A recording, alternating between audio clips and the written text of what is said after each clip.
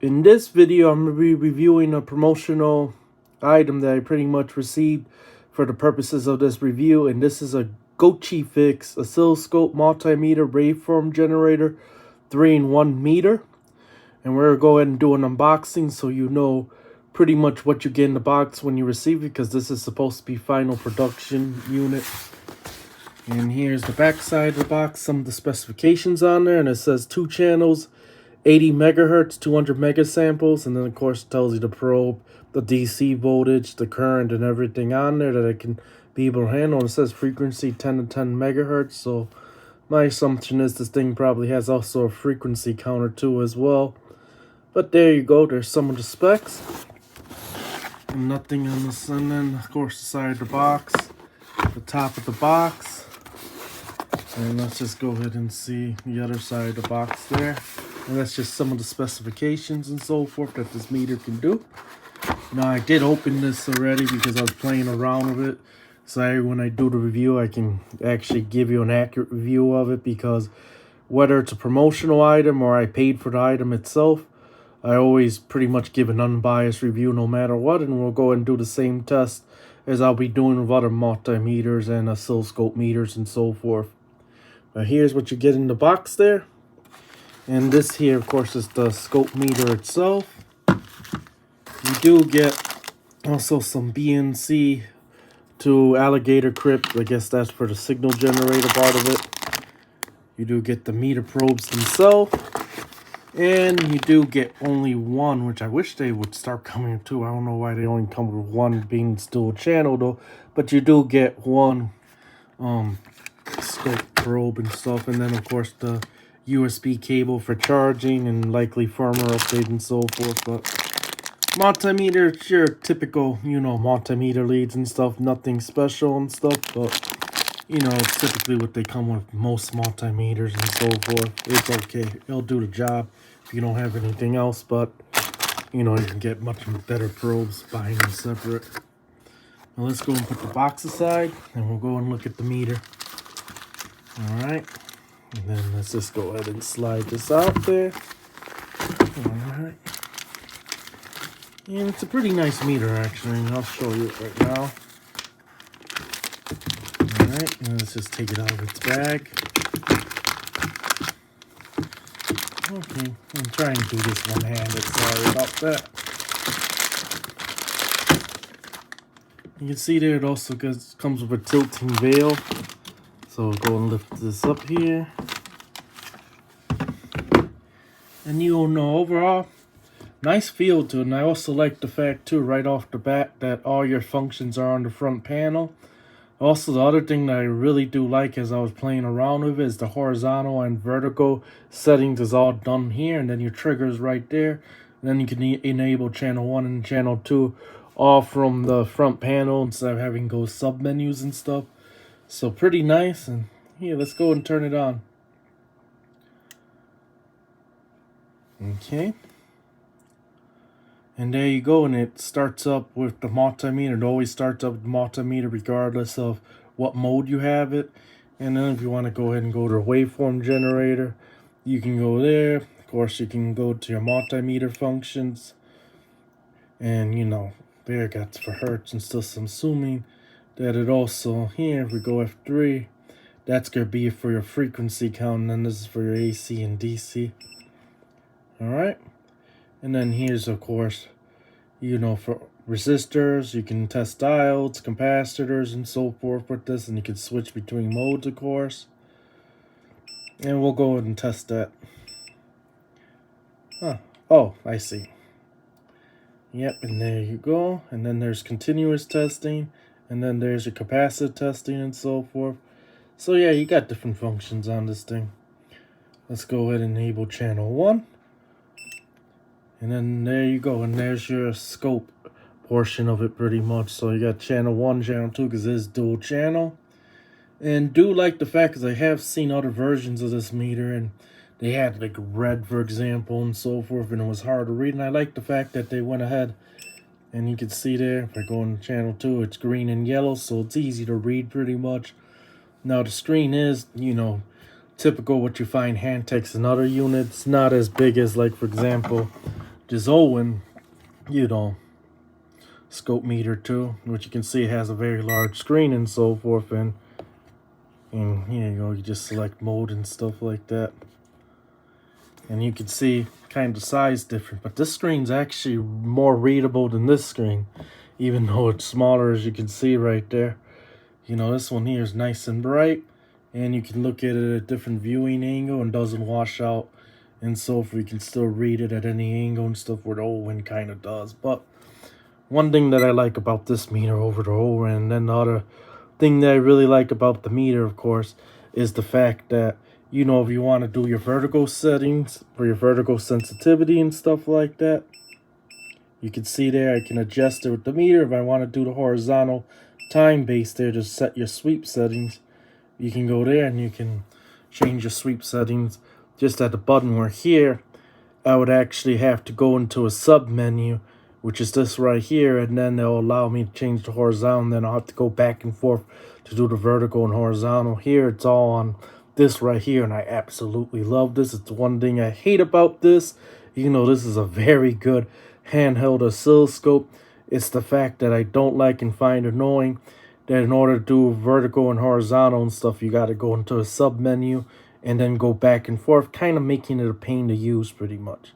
So what I'm going to go ahead and do next, of course, is we're going to go right into testing it, of course. So I'll be right back once I get everything set up and I let my signal generator warm up, and we'll actually see the bandwidth and everything of this thing.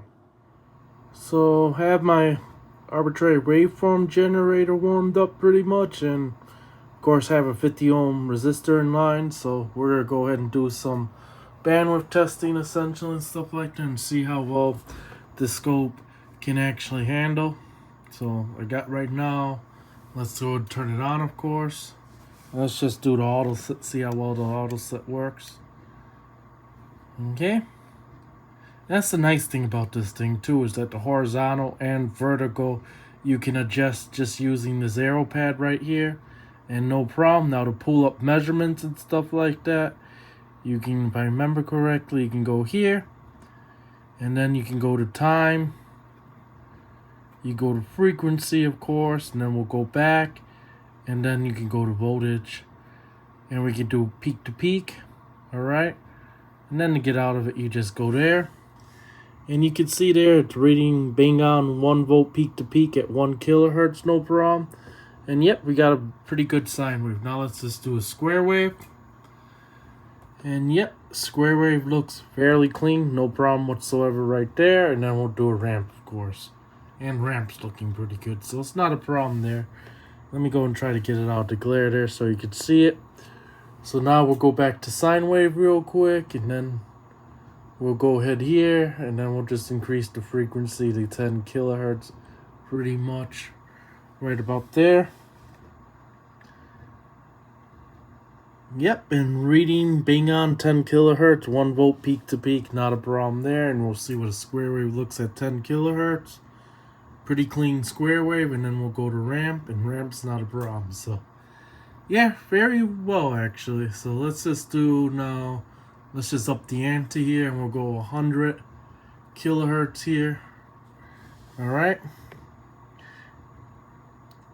and you can see bang on 100 kilohertz right there at 1 volt peak to peak, not a problem. Let's see what a square wave looks at 100 kilohertz. And square wave looks very good at 100 kilohertz, not a problem there, which is what you expect for the bandwidth they're claiming. And then ramp, same thing, all right? So now we're going to go to 1 megahertz. So let's go 1 megahertz right here, all right? And you can see that's a sine wave at 1 megahertz and still reading 1 volt peak to peak, bang on pretty much. And then if we do a square wave, yeah, a little ringing there, but yep, looks good. Square wave, not a problem there. And then we'll go to ramp, and ramp's not an issue, of course. So yep, very good actually, not a problem there. So we'll go ahead here, and then we'll just increase in the megahertz range. Okay, we'll go to 10 megahertz. We'll go right about there. And you can see it's reading bang on still, not a problem there. And let's go square wave, of course. And yeah, square wave is starting to look a little less than the square wave. So you know something, let's just back out and see where it actually starts losing the harmonics there. And yeah, 5 megahertz it looks decent. There's some ringing there, but you know, at 10 megahertz, yeah, it looks like a square wave still and stuff like that. I guess you can see the ringing a little bit more, but yeah, it's still usable. It's not, too bad, I guess. And then a sine wave, of course, is going to be a sine wave. So now, let's just go up in, at least as far as frequency goes, we'll go up to 15 megahertz. So we'll go 15 megahertz, which is 15 megahertz right there. We'll go to faster time base. And yep, still looks like a clean sine wave. It knows there is very little jibber, not much. So I believe that the ADC that they are using is actually a real 200 megasample ADC. They're not oversampling because it's very stable, very clean. And here you go, we'll just go ahead and confuse it a bit. And we'll see if we can get a trigger. Alright, so we can go ahead and auto trigger on it and see, you know, if it auto ranges. And yep, it does. So there you go. And we're at 15 megahertz and it's reading 1 volt peak to peak. Not an issue there. So now we'll go ahead and increase it. And we'll go 20 megahertz. Alright. 20 megahertz is not a problem. Let's see what a square wave looks at. Still, it's starting to turn into a sine wave, but still you can still it's a square wave. So let's just go up. Of course, alright. Go to frequency. We'll go to 25 megahertz now. And then let's see what a square wave looks like there. And yeah, now it's looking like a distorted sine wave essentially, which is what you would expect because, you know, the bandwidth of the scope. So it's actually pretty good actually. I won't say any problem with it, even though now at 25 megahertz, of course, which I would expect, you're getting kind of like a distorted sine wave pretty much. But we'll go back to sine wave there, fairly stable, not a problem. And you can see there it's bang on still 1 volt, 25 megahertz. So yeah, it's doing very well actually. So let's go ahead, go up in frequency, of course. Let's go to 30. And we're at 30 megahertz, alright. 30 megahertz, it still reads 1 volt, no problem. Okay, we'll go up to 40 megahertz. 40 megahertz is not a problem. We're still at 1 volt. And then let's just see if we can go any faster. And yeah, we can go faster time based there at 5 nanoseconds. And you can see, still bang on. So, not a problem there. We'll go 45 megahertz. 45 megahertz. Yep. Still very accurate. And yeah, it is saying 44.9 megahertz, 45. So yeah. Let's go 50 megahertz. 50 megahertz is not a problem. And yeah, that's the fastest it's gonna go. Okay, we'll go 60 megahertz. See what it reads at 60 megahertz. And yep, that's where we start to roll off. You can see it's about right now 944 millivolts, 952 millivolts. So let's just go back real quick just to see where it starts to kind of fall off. And yep, it's right around 55 megahertz, and that's when you start to roll off. So let's go ahead and see where it hits the pretty much negative 3 dB mark, and we're still within that, and we're at 70 megahertz right now. And you can see right there 70 megahertz, and yeah, it's starting to get a little bit unstable. There's still, now you can see jitter and stuff like that, but we're still within the negative 3 dB mark and stuff like that. So let's just go up a little higher, and yeah, that's where it starts falling below. So I say the actual real bandwidth is about 70 megahertz, give or take. You know what I mean? No problem. So yeah, it's around 70 megahertz, but let's just go up all the way up to the 80 just to kind of see. And yep, the counter's still reading 80 megahertz, but you can see it falling like a little bit above half, but you know, it's not 80 megahertz. So I would say the real front-end bandwidth on this thing at negative 3 dB would be about 70 megahertz. So let's just go up higher and see. And yeah, you got a DC offset there. Let's go back down at 80. And 80 even there's a DC offset. Let's just see where of course we no longer get that offset. So yeah, the real bandwidth is 70 megahertz pretty much. I mean, even then there's a little bit of an offset, but let's see where it doesn't do that offset. Yeah, I notice there is a little bit of an offset, and that's not the signal generator. So yeah, so about 55 to 50 megahertz is, yeah, where it's kind of somewhat stable. I'm just kind of just looking at it real quick. 45, it's pretty much banned, but you can kind of see there. Yeah, about 50. That's when you start getting a slight offset on it. That's kind of actually strange. I wasn't expecting that. About 55. And yeah, 55 megahertz, you can see right there. Yeah, the offset's there. So even though the bandwidth claims to be about 70 megahertz, I would say it's only really good up to 45 megahertz because you're getting that weird offset on there. And that's something I noticed that no other scope that I tested does that. So yeah, kind of strange there. But even then at 200 megasamples and stuff like that, the bandwidth really at times 5 is only really good at 40 megahertz. Pretty much the same as this old one here. Yeah, repetitive signal, you can go up to 70 megahertz and so forth, but a non-repetitive signal, you know, you only get up to about 40 megahertz now. Yeah, you can go higher on this thing, but with that weird DC offset and stuff like that, the most you'll do, I guess, over 45, 50 megahertz and stuff, is just to look to see if there's a signal at that point. Because you're not going to get an accurate reading at that point. Even though it's fairly reading accurately, but the DC offset's kind of worrying. I noticed that. So let's just go back to 60 and see how bad it is. And yeah, you can see right there from top to bottom, yeah, we got a noticeable offset. So if we go 70, yeah, it's pretty bad at there. So yeah, about 45, 50 would be the max bandwidth on this thing pretty much. Even though at the negative 3 dB, you can see right there, it does about 70 megahertz, but you get that weird offset on it. So I guess now for the next test, I'll go and set it up for sweep, and then we're going to see how good the waveform update rate is pretty much. But I can tell you right now, it's a lot slower than this old one right here. And matter of fact, that's what we're going to do.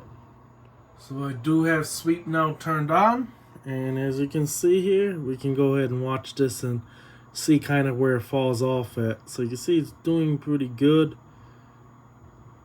but then yeah, it starts falling off around there. And like I said, you know, as far as the 3 dB mark goes, about 70 megahertz, but being the fact that you get that weird offset, it's not completely flat, I would say more like 45 megahertz. And you can see there, the waveform update rate's kind of slow on this thing. You know what I mean? Now we'll go ahead and go to the old one, which is right here. I got that turned on. So let's just pull the signal out of there, and we'll go ahead and go into the old one there. And you can see that's how it should be. It's nice and smooth, pretty flat, and it does its full rated bandwidth, no problem. That's what I would expect to see. This one here is not completely flat. But yeah, you can see there the Owen kills it as far as waveform update rate, no problem. Yeah, it's much better. That's kind of what I would expect to see. And here, we'll go back, and we'll just let it do the thing there. You can see, yeah, not really so good, at least as far as waveform update. And then the DC offset after 45 megahertz. So, yeah, it's not... definitely not as good, at least as far as the waveform update rate goes. So this got a much slower waveform update rate on it. Plus there's no XY mode or, you know, row mode on this. So that's also another con, I guess, for the oscilloscope version on this oscilloscope meter. Yeah, but you can see there. Yep, and then we'll just go back one more time. Owen. And that's what you would expect from a flat arbitrary waveform generator. Yep, and you can see there, Yep, pretty nice. That's what I would expect to see.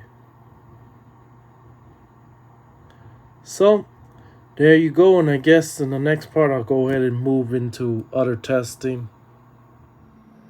In this video we'll be testing out the function generator pretty much. You notice I'm not calling it arbitrary waveform generator because it only got 3 basic waveforms, and that's sine, square, and ramp, and that's it pretty much. There's nothing else there, and then even the voltage preset, it's done by preset and there's no in between, so you have to choose one of these presets and that's all that's available. So you either do 100 millivolts peak to peak, 200 millivolts peak to peak, 500 millivolts peak to peak, or 1, 2, 3, 5 volts peak to peak, and that's it. And then of course, as I stated before, basis if I do square, I can't even select duty or nothing like that. Obviously it doesn't have no pause, but yep, it's pretty basic. It's as basic as they come, and then the output's always on. I went ahead and tried to turn it off by pushing this and this, and as you can see, it still stays on. Of course, I turned off the beep so it doesn't annoy us during testing. But right now, I'm feeding in 100 kilohertz, and let's just bring this down a little bit. Let's go down. Let's just start off at 1 kilohertz, alright? And to enter it, you gotta go ahead and put here, so you enter the frequency. So we'll do 1, alright? And then you use these buttons here to scroll over kilohertz, alright? And then here you go, and then we'll slow down the time base, of course, here, and we'll see our signal right there. And you can see there, pretty clean signal, but the first thing I notice is if you look at the voltage it's measuring 1.1 volt peak to peak, so it's actually about a little over 100 millivolts off actually, when it should be putting 1 volt peak to peak. And if you notice too as well, I have it on the high impedance and not on the 50 ohm termination, so this is kind of one of those strange ones. If I go and have it in the 50 ohm terminator, you can see right there that obviously it's reading by half. So shockingly enough, this is actually a high impedance. It's not like typical function or waveform generators where they're a 50 ohm source essentially. So that's kind of strange. I don't really come across that, but yeah, this one is, and it doesn't have no menu because I tried looking for it. I tried hitting menu and all the options trying to figure it out to see if maybe it had a way to select some arbitrary waveform generators that allow you to select high Z, 50 ohm source, and whatever source you're actually using to adjust it, and this does not have that. So it's one thing to note, but you can see there even then at the preset voltage, it's off by a little over 100 millivolts now. Let's just go ahead and increase the frequency. So we'll go frequency here. We'll go ahead and before we do that, let's just cancel this out real quick. And I gotta go over here and cancel it out. Alright, we're gonna go ahead and go square wave. And yeah, it's the other thing. You saw that? It has a DC offset as you're selecting, type of waveform, I noticed. So if I go over to sine, okay, that's normal. If I go to square, you can see there. If I go to ramp, you can see there it has an offset. It's like a capacitor charging, then eventually it does what it's supposed to. Kind of funny, actually. Well, at least the signal's clean. I'm not noticing any cross distortion or any THD issues where there's notice that at the edges there's distortion or anything like that. So that's good. Let's go 5 kilohertz. Okay, and then here you go. And then we'll go ahead and select to a faster time base. And there you go, and you can see very clean sine wave, no problem. Let's go square wave. Yep, and a very clean square wave. And of course ramp, it's very clean. So yeah, no problem there. Now we're gonna go to frequency. We're gonna go ahead and go 10 kilohertz, alright? So we'll do 10 kilohertz there. And you can see there. Yep, 10 kilohertz signal. Still, obviously, voltage is not accurate. It seems like it's 100 millivolts off on pretty much any frequency. But there you go, that's what a 10 kilohertz signal looked like. It's square, doing a clean square wave, that's good. Ramp, clean, but of course you know it's that weird DC offset as it changes, so there you go. Now let's do 100 kilohertz. Let's just go bigger numbers, and let's see what this does. Okay, and then we'll go over obviously the faster time base. There you go, and you can see still reading a little bit off on the voltage peak to peak, so it doesn't matter frequency, but at least the frequency's dead on, so that's not a problem there. Let's see what a square wave looks like, and very clean square wave, I gotta say. And of course, ramp's pretty clean too, so that's not a problem there. Now let's go ahead and do something here, and let's go to 500 kilohertz. So we're gonna go much higher, and we're just gonna see how well, especially a square wave, I'm kind of curious to see. So let's go to faster time base, of course. Let's go to square wave. Yeah, you can see a little there, but perfectly good square, actually better than expected, so not bad. You know what I mean? And then let's go to ramp and back to sine wave, and you can see there, voltage still reading high, so like I said, it doesn't matter frequency, it's just out by 100 millivolts for some reason, but that's what it is. Alright, let's go to 1 megahertz now. One thing you gotta be careful with, and I noticed this, you see that M? That's for hertz, kilohertz, and then megahertz. I don't know why they put M there, it's kind of strange. So of course we want to go to megahertz, you go there. We'll go to the faster time base there, and you can see now it's 1 megahertz. And yeah, you can see there, now it's even a little bit over, it's 1.12, so it's like about 120 millivolts out now, but at least there's your sine wave there. Square wave is looking a little less like a square wave, but still usable. Ramp, there you go. And then there's your sine wave again, so no problem there.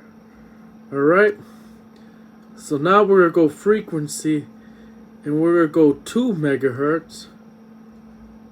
Alright. And see, I made that mistake already. You see, it's now saying 1 hertz.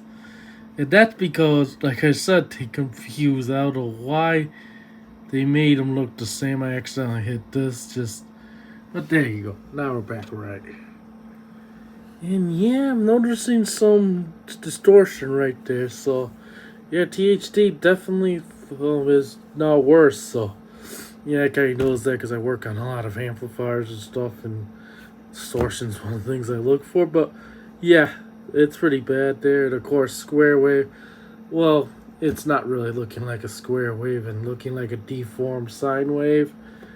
Ramp, a little bit better, but yeah, dropped down to 1 megahertz. That's why, because they always limit that, of course. Let's go back to 2 megahertz, of course. And there you go. So 2 megahertz, that's what a sine wave looks like. And not too good, actually. That's not a clean sine wave. So let's just go high, and we'll just now go to sine wave and see what it does. We'll go to 3 megahertz and make sure I don't hit the wrong. And yeah, we're getting jitter now and everything, so yep, but at least you can see a signal, I guess. And let's see what the voltage is. And now it's reading about accurate, but even then, that's looking less and less like a sine wave. I expect 4 megahertz is going to be pretty bad. Yeah, you can see it really doesn't look, it looks really bad. Alright, let's go 5 megahertz and see how it does, which is probably the max. So let's just go 5 megahertz. And yeah, that's completely unusable. Yeah, it's reading about 5 megahertz. You can see there, it's just all over the place. So let's go back down. Let's go 4.5. Let's just see kind of where it starts going really wrong. Megahertz. And yeah, even so, about 4 megahertz. But honestly, I would say about 2 megahertz this thing is usable too. It does do pretty good though, square wave performance. So when I go to 1 megahertz, we'll go back down to 1 megahertz, of course. Alright, and then you can see it looking much cleaner, of course. And square wave performance is not too bad, actually better than what I expected at 1 megahertz for a basic function generator. Not bad actually. So, you know, I give it props for that. It's a decent function generator as far as the lower frequency, and so long as you can work with the preset voltages. So it's like if you got to go ahead and, you know, feed a tone in or something like that, it'll do the job more than enough. If you got to use it for a clock signal, it'll do that job fine. So it does serve its purposes, but of course very limited, as you only got these presets right here. And as a matter of fact, let's do that right now. Let's go there. We'll keep it at 1 megahertz. We'll go ahead and turn down, of course, the sensitivity here, and we're gonna go up a voltage and see if it reads any more accurate. And nope, now it's a little over 200 millivolts out. So now it just multiplied, times by 2. All right, let's go 3 volts. Yeah, it seems like it's adding 100 millivolts each time. So yeah, it's definitely out. All right, let's go 5 volts. And yeah, now it's 5.7, so it's over 700 millivolts out. So yeah, it's not actually that accurate as far as, you know. Alright, let's go to lower ranges, 0.5. Not that accurate. 0.2, alright. And let's just go 0.1, the lowest, and let's just look at it. Okay, yeah, we can see there. Yeah, it's a little bit out, so we're just gonna say that pretty much to calibrate it, and let's just the calibrated voltage presets are not actually calibrated. I'll just put it like that way. We'll go ahead and that there, you can see it's a little over 100 millivolts out, so yeah, that's give or take. So kind of actually disappointed in that the presets are not actually really that accurate actually. But like I said, most people are going to use this thing to feed a tone, to do some tracing, you know, and so forth. So it's more than suitable, I guess, for that. But you got to, of course, be able to work with the voltages that they preset, and you're not going to do any accurate measurements or anything like that with this. So that's kind of the limitations of it. But we'll go ahead and go into the rest of the testing on this scope meter pretty much.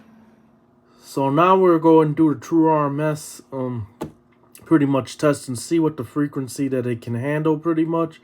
And right now I got around 1 volt peak to peak. Of course there's going to be some cable loss. So right now it's reading fairly accurate, and I got it just at 60 hertz right now.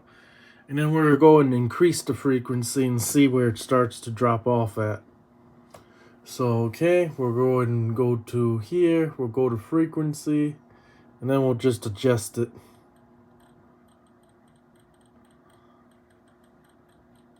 Okay, doing good so far. And right now I'm about 800 hertz. And then we'll go to 1 kilohertz right there. And you can see it reads fairly accurate. And right now I got 1 volt peak to peak. And at 1 kilohertz it's good. So let's just go ahead and go over here. And then we'll go ahead and just increase it. So we'll go 2 kilohertz, 3 kilohertz. So yeah. Okay, so it doesn't like that.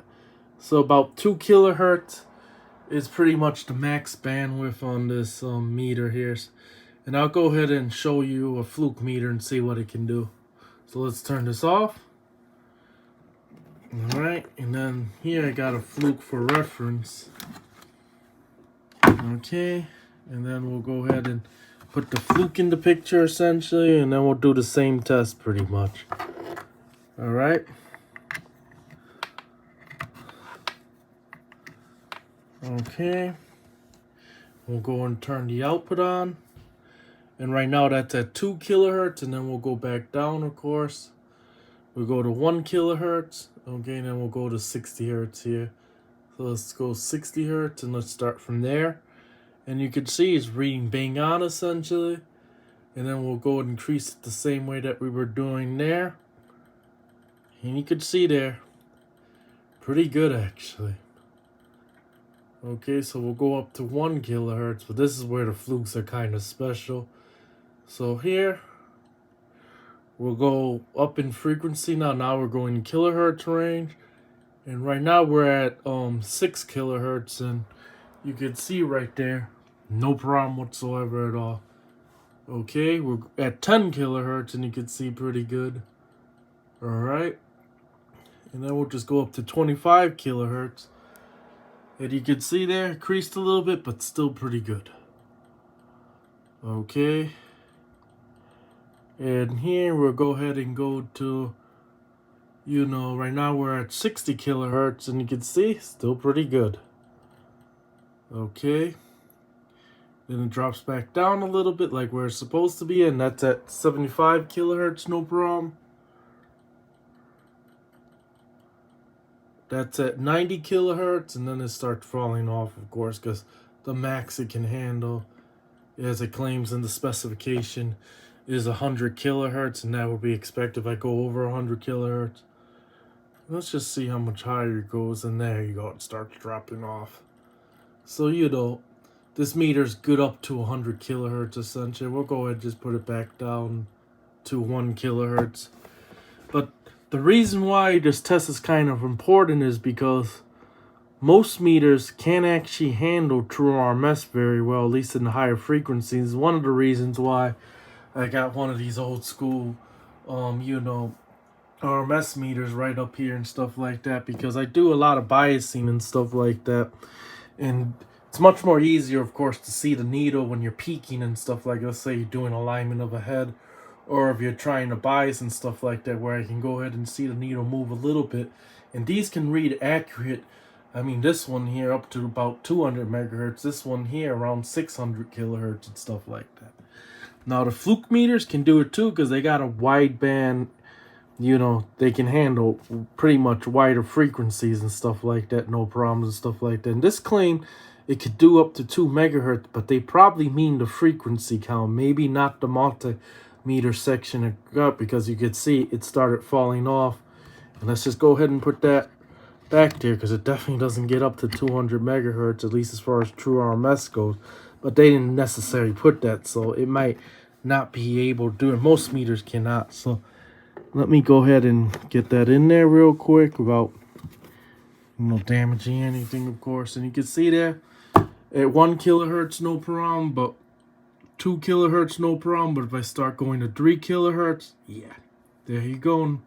And that's how most meters are. So it's not really a fault with this, is that it's limited to 2 kilohertz, and that's it. You can't really do much better than that, pretty much. Now, let's go and test the frequency counter of this thing here. And let's see, of course, it's at 1 volt sensitivity there. So we're just going to see how well it does, at least as far as the frequency counter goes. And you know something? Let's just go up to 60 hertz. We'll start from there. Alright, and 60 hertz is no problem. And then we'll go up to, of course, 90 hertz. No problem there. And then we'll just go up to 1 kilohertz pretty much. We'll go 550. It's reading pretty accurately. Alright. So we're at 1 kilohertz, no problem. Okay, and then let's just go ahead and go in kilohertz step. And that's 3, 4. And let's just see what the max it can do before it falls out. Oh, not good. Okay. Let's go back down 1. Let's go back down more. Okay, yeah, we're having problems there. Okay, 40. Nope. Okay, let's go to 35. 36 is even off. 35 is off. 32. So 32 kilohertz is the max frequency rate, at least as far as 1 volt, which is typically what most meters are rated at. And let me just go ahead and read the box again, just to make sure it's not me that's reading the specs wrong. So here's the box. And right here, you can see it clearly says 10 to 10 megahertz, but clearly it can't reach the 10 megahertz. It can't even reach 32 kilohertz. So, you know something? We're going to go ahead and go up on the RMS here. And right now, we got it at 1 volt RMS. So, let's just go back here and let's just increase the sensitivity pretty much. Maybe that has to do with it. So, we'll go hit here. We'll go 2 volt RMS. Okay.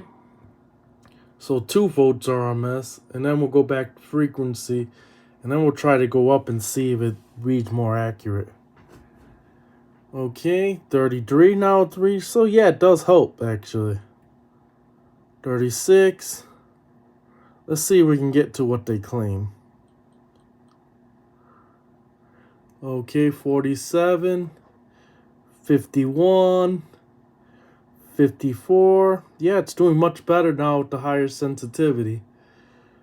And yeah, but it still does not hit what it claims, you know what I mean?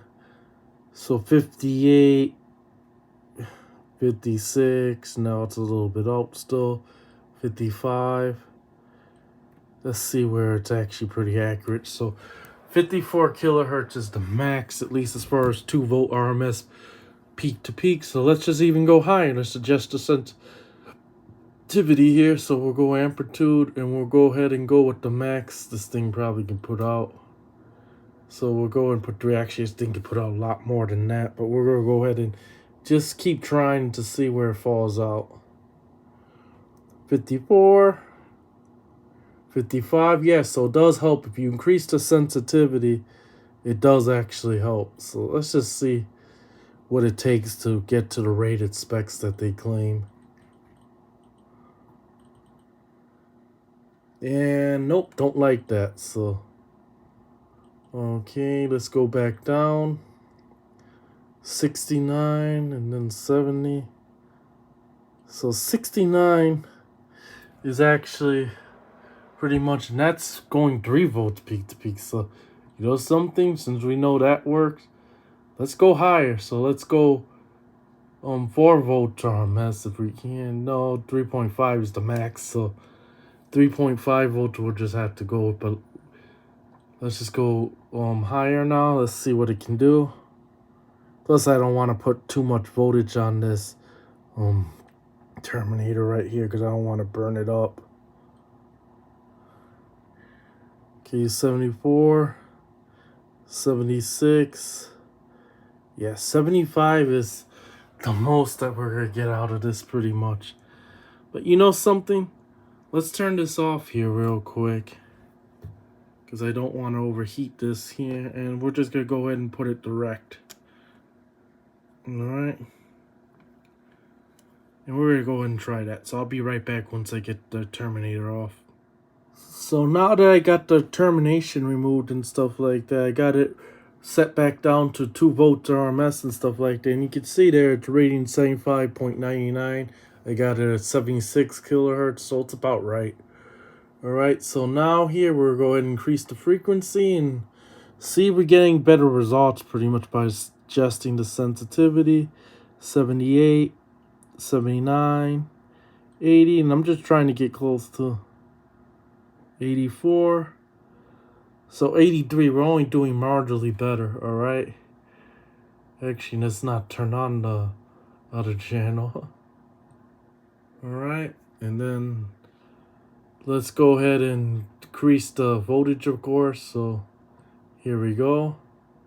We'll go 3 volts RMS. And let's just see if we get any better now. Seems like the higher voltage we go, the better it reads. So who knows what they got this spec at.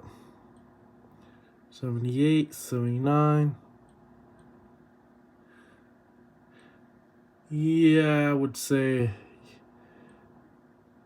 we start going off a little bit off the rails there. But still okay. A little bit better than what it did before. Let's just see. 110, alright. 117, yeah, and it starts getting a little bit inaccurate because right now Yeah, so I would say it's not good. If we go up to 110, that's probably the max, or 111 kilohertz is probably the max, at least as far as the lower sensitivity goes. Maybe if more voltage was applied, you'll probably get more, but it definitely doesn't do. Let's just see what it says here. 10 to 10 megahertz on the frequency counter. As they claim, I can't get anywhere near 10 megahertz. And, you know, that's feeding in around 3.5 volt RMS. So, yeah, if it frequency counter, of course, you'll be able to do much better on that. So, you know, this thing's pretty much usable as you've seen in the test. At 1 volt was much less. At higher voltage, yeah, you can get up to about 110 kilohertz, but then you got to put 3.5 volts RMS to actually be able to get it to somewhat read accurately. So one of the next important functions in a multimeter essentially is doing a continuous test, which is very important because a lot of times we're going to be using these meters for troubleshooting stuff like that, like finding, you know, pretty much broken traces, short circuits, everything like that. So one of the things, having a good continuous test to alert you to, because not all the time you're going to be looking at the meter and you're going to be paying attention, of course, where you're probing on the board and stuff like that. And having a nice beeper on it that latches is pretty much very important. So, and yeah, I'm gonna say it's pretty quick, you know what I mean? Then this is the stock probes. Now I did try to use some of my silicone leads in there, but for some reason they don't fit in right on this. It like sticks out too much and stuff, and it's just really tight fitting. So I just went to the probes that it came with, which is pretty much what whoever buys me is probably gonna be using at first anyways, the probes that it came with. And I'll say it's, for being stock probes, regular ordinary, they're not too bad, and it does latch, of course, too, as well, which is pretty nice, and it also gives you the resistance value on the screen. So, I mean, I'll say it's pretty good. The only thing that I'm noticing is that the banana jack plugs are actually very, very tight. I mean, that probably will fix itself the more you use the meter, of course, and stuff like that, and then maybe I can actually use my really good probes with it. But either way it goes, it does have a nice continuous tester on it, so that's not a problem. So for this next test, we're going to be testing the current range, and right now I got it on the 10 amp setting. And make sure you plug your cables in correctly, that you're not trying to go ahead and measure a few amps of current in the milliamp range, because you will blow the fuse. So make sure you follow top. There is no beep warning or anything like that. It just gives you the indication kind of where the probe should go. And of course it says right there, big letters, 10 amps, so that's where you would plug it in. So let's go ahead and turn on the programmable load. Alright. And right now I'm feeding in 100 millivolts, but of course you're going to have cable loss and stuff, and it's reading fairly accurately to what the meter I'm reading right now, so that's good there. Alright, and then let's just set this up here. We'll go ahead and go in 100 milliamp ranges. And there you go, it's 200 milliamp. That's 300 milliamps, and it's tracking very well. 400 milliamps. 500 milliamps, no problem. 600 milliamps, and we're go ahead and go pretty far up. 8, 9, and we're at 1 amp. All right, so that's good there. And now let's just go. Well, let's just turn this down here to 1 amp exactly. All right, and we're gonna go ahead and now go in amp increments there. So we're going to do 2 amps, 3 amps, 4 amps, 5 amps, 6 amps, 7 amps. Okay, we'll go 8 amps, or actually 9 amps, and we'll go to maximum 10 amps, and then we'll go back down. And yeah, I must say it does very well actually. Okay, let's just go back down to 1 amp, 3 amps,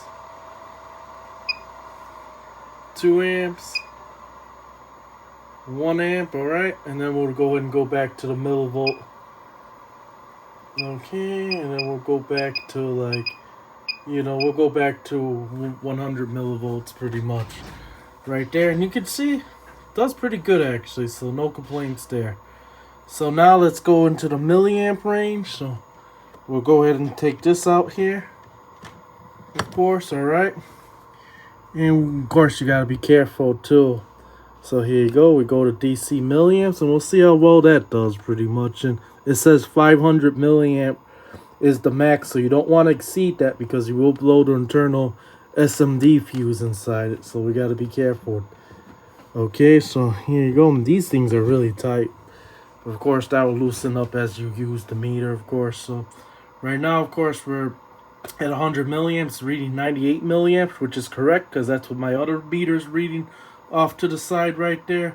And you do got cable loss, so that's why it's a little bit lower. And let's just go up. All right, so we're at 200 milliamps, 300 milliamps, all right, 400 milliamps, and we'll go to the max. We'll go 500 milliamps. And you can see there, pretty good. And we'll go back down so we don't blow that fuse. 400 milliamps, no problem. 300 milliamps, no problem. 200 milliamps, no problem. And 100 milliamps, no problem. So I'm going to say, as far as the current ranges go, that this meter is fairly accurate. So I'm quite happy with that, actually. So I'm going to go ahead and test a few capacitors and see how well it does from very small values to very big value. And right now you can see right there, I got a 0.02 microfarad capacitor right there. Now let's just see how well this thing does. This capacitor here, so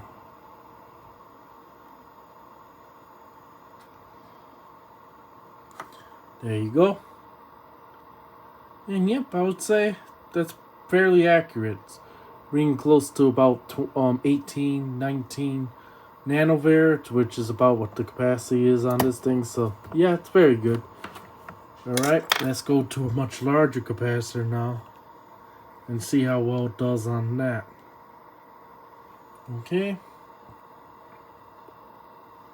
Come on. Oh, does not like that one. Oh, there you go. Just took some time to range, but yep, it does read that. So, and let's go ahead and go to a normal size capacitor here.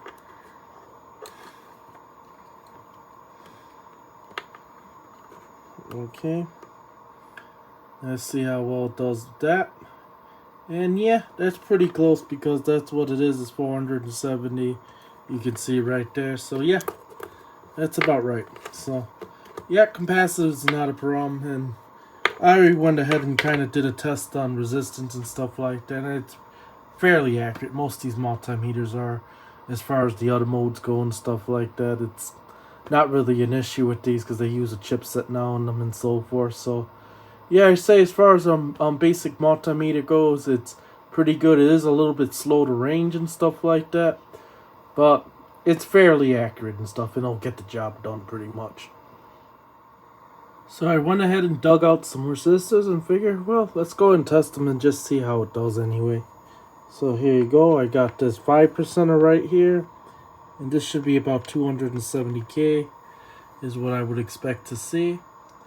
And yep, I would say bang on spec, no problem. Alright, now I got a 3%er right here. No problem. Let's go ahead and go to this 3% there.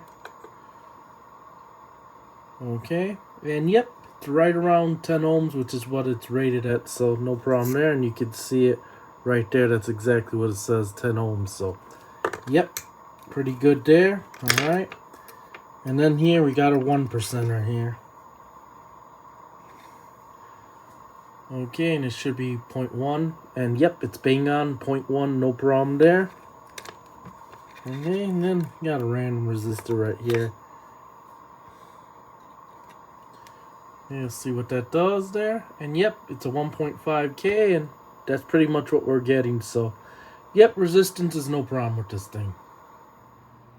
Now my final thoughts on this Gochifix oscilloscope multimeter waveform generated 3-in-1 scope meter. Would I recommend it? I mean, yeah, I would recommend it over actually a lot scope meters that's out there right now, and there's a lot of them out there. But as far as like recommending it over an Owen, or let's just say in Handtech and stuff like that, I say those do far better, at least as far as waveform update rate. Of course, they're much faster. It also doesn't have that noticeable DC offset. It could be a problem maybe with this particular meter, but I noticed that after about 45 megahertz and stuff like that, you get a noticeable DC offset on there. And then the other thing too is the arbitrary waveform generated card is not an arbitrary waveform generator. It's like what it says on the box, a waveform generator, and a very basic one at best, because it only allows you to do at preset voltage. Now, we'll get the job done, like if you're out in the field or you want to feed a tone to something, so yeah, I'll get the job done. I didn't notice any cross distortion or anything like that. It was major. It was very clean signal and stuff like that, so it's quite usable. And to be honest with you, in some ways, I kind of prefer this over, and that is actually pretty much that you have your vertical sensitivity and your horizontal that you can adjust directly on there. Where on the Owen, I would have to hit this button, go into the sub menu to be able to adjust, and it gets confusing. You end up always all the time messing up the settings and stuff. Here, it's easy, no learning curve whatsoever. I'm able to hit where I want the vertical sensitivity at, and then where I want my time base at, and it's done. I don't even have to really use the auto thing, so dead easy to use. The other thing I like about it too is, let's go and turn it on. Obviously, got that nice blue button that I like about it too. And then the nice thing about it starts up in the multimeter mode, because most of the time that's what you use these for when you're troubleshooting a circuit or whatever. It's nice to be able to have that. And then here you can just go into your modes just like that right there. Then you can select right there what you want. So if I want dial mode, I could do that. If I want resistance mode, easy to bang into, no problem. If I want current, I can go into current. It's probably one of the cons about the current. This does use SMD fuses, so if you happen to go over range and you blow those SMD fuses, well, then you're going to have to desolder them and replace them. So something to keep in mind. Just be careful you don't go over the max rating that the fuses are at. Otherwise, you'll have to go ahead and do some desoldering and replace those fuses. But very accurate in the current range. That I was actually shocked, because some of these 3-in-1s are not that accurate in the current ranges and they don't track very well. This tracked pretty much dead on all the ranges when comparable to a more expensive metered stuff. So very good current range on this thing, I will say that.